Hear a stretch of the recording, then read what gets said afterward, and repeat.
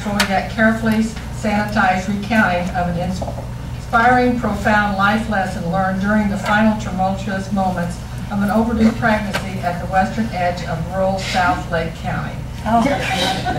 A strictly factual yet carefully sanitized recounting of an inspiring, profound life lesson learned during the final tumultuous moment of an overdue pregnancy at the western edge of rural South Lake County. Andrew Greenstein.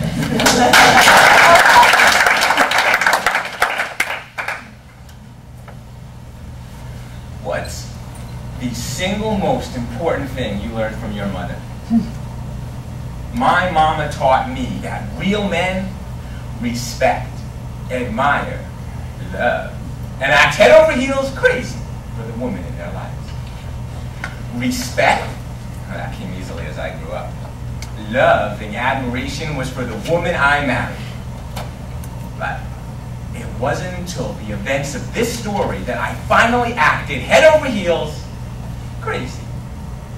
Madam Contest Master, fellow Toastmasters, and anyone else who's thinking, man, his wife wrote this speech. It all started when she was very, very pregnant. And I was very, very nervous. Even though I did have a lot of experience watching women have babies in the movies. Hollywood makes it seem so simple. A beautiful pregnant woman rubs her tummy and says, "This is it." And 2 minutes later, she's holding a shiny new 3-month-old in her arms. When my wife, Joanna, was 9 months pregnant, she said, "This is it," every night for 2 weeks. She blamed it on me because I read stories to her tummy every night. See, I thought I could get the baby out if I inspired it to think more like the little engine that could.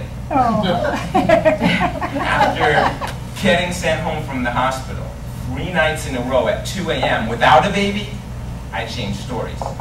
Because I wanted my unborn child to understand what happened to the little boy who cried wolf. Joanna, well, she read the grown-up books, like What to Expect When You're Expecting, Pregnancy for Dummies.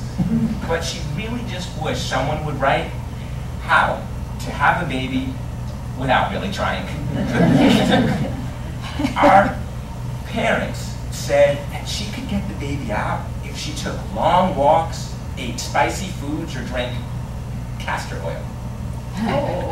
The craziest tip of all, though, came from my great-grandma Edith, who looked Joanna right in the eyes and said, "You should jump backwards in the moonlight wearing the spoon taped to your navel." Crazy ideas poured in from friends and relatives, and even the FedEx man had ideas on how to guarantee next-day delivery. I knew my wife would never listen to any silly old tales. Until one day I caught her in the kitchen with a utensil protruding from her belly button. She had just inhaled a bowl of spicy hot chili. So I poured her a glass of Florida's finest castor oil. On the rocks, of course. Together, we went for a long nature walk in the park, counting the birds, the bees, the flowers, the trees, and the number of minutes between those false contractions. Over and over, she said, "This is not it." After 9 or 10 of those, she sat by a tree and rested. And I went about 200 yards away towards a fountain to fill a bottle for her. As I started filling it, I could just barely hear her shouting something in the distance. It sounded like, "Water! Broke!" I shouted back, "They must have fixed it, honey."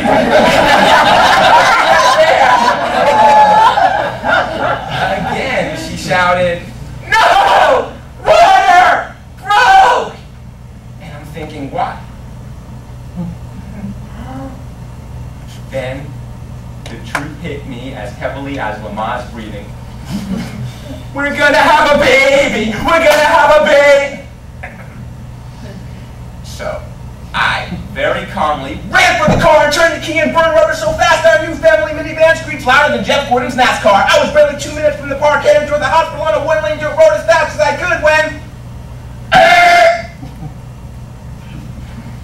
Most couples, they put together a list of things to bring with them when it's finally time. Guys, I strongly advise you to put this word at the top of your list of things to bring. Wife.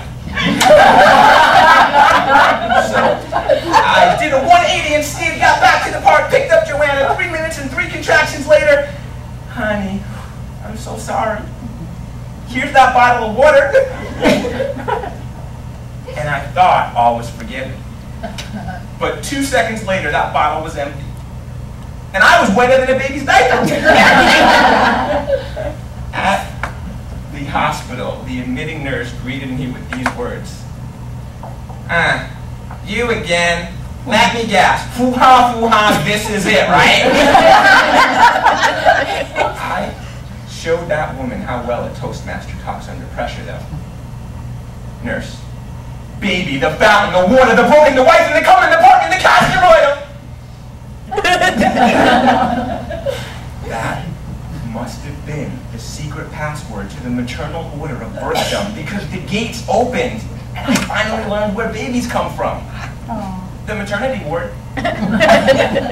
There, I remembered how my mama taught me that real men respect, admire, love, and act head over heels crazy for the woman in their lives. I watched as my wife endured hours of pain no man could ever imagine. And I gained a newfound respect we should all have for our mothers. A deeper love and admiration that all wives deserve. And at 5:08 p.m., I knew I was finally acting head over heels crazy when a new girl came into my life. And all I could say to her was,